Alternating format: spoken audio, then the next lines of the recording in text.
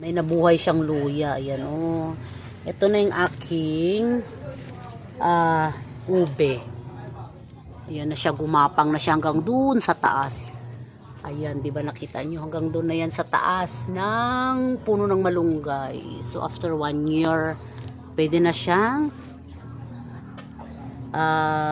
harvestin yan. 2 sako yan. Tsaka ito.